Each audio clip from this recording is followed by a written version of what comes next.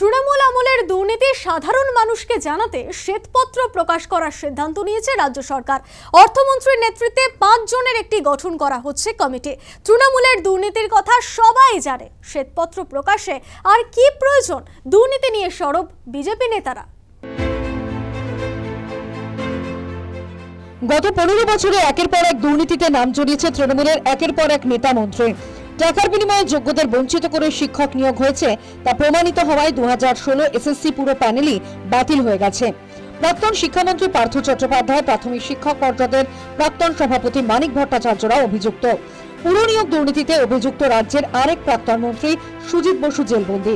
আরজিকর হাসপাতালে দুর্নীতি ধামাচাপা দিতেই কর্তব্যরত চিকিৎসককে হত্যা করা হয়েছে বলে অভিযোগ। হাসপাতালের তৎকালীন সুপার সন্দীপ ঘোষ জেলবন্দি। অভিযোগ উঠেছে, কাটমানি ছাড়া কোনো প্রকল্পের ছাড়পত্র মেলেনি তৃণমূল আমলে। সিন্ডিকেটকে ছাড়া কোনো আবাসন, ব্যক্তিগত বাড়ি তৈরিও করা যায়নি। এই পাহাড় প্রমাণ দুর্নীতি নিয়ে শ্বেতপত্র প্রকাশে সিদ্ধান্ত নিয়েছে রাজ্য সরকার। রাজ্য মন্ত্রিসভার বৈঠকে অর্থমন্ত্রী স্বপন দাশগুপ্তের নেতৃত্বে একটি কমিটিও গঠন করা হয়েছে। 15 साल में जो घोटाला हुआ है वो डेफिनेटली उसमें इन्वेस्टिगेशन होगा, लेकिन ये कमेटी करेंगे कि नहीं करेंगे इस विषय में कोई चर्चा नहीं होगी। তৃণমূল আমলে বছর বছর বাণিজ্য সম্মেলন হয়েছে। প্রতিটা বাণিজ্য সম্মেলনের পর বিপুল পরিমাণ বিনিয়োগের ঘোষণা হয়েছে, অথচ বাস্তবে প্রায় কোনো বিনিয়োগই আসেনি। বিজিবিএস করতে সরকারি তহবিল থেকে বিপুল ব্যয় হয়েছে প্রতি বছর। শ্বেতপত্রে প্রকাশ হবে বিজিবিএস নিয়েও।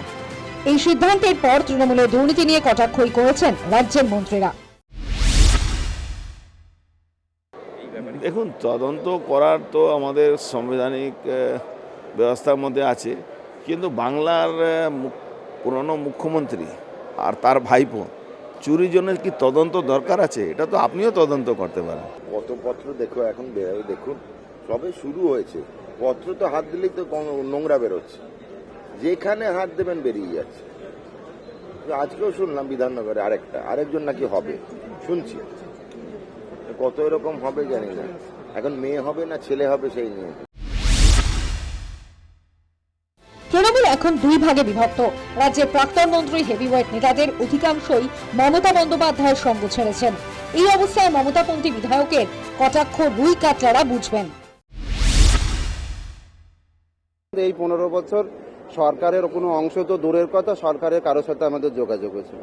এখন যারা সরকারের সাথে ছিল, বড় বড় পদে অধিষ্ঠিত ছিলেন, শ্বেতপত্র প্রকাশ হলে বা কি হবে সেটা সরকার করবে।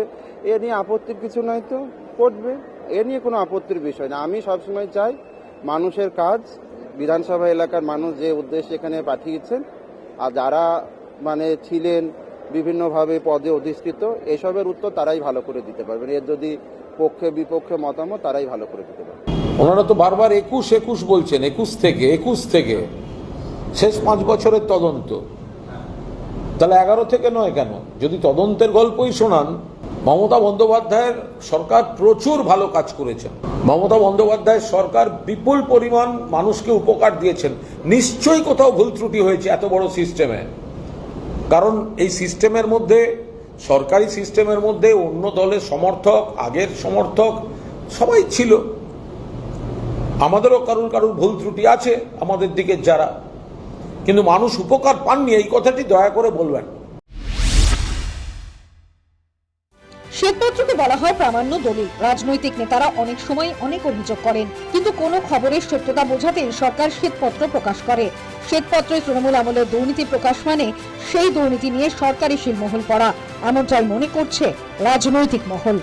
News time.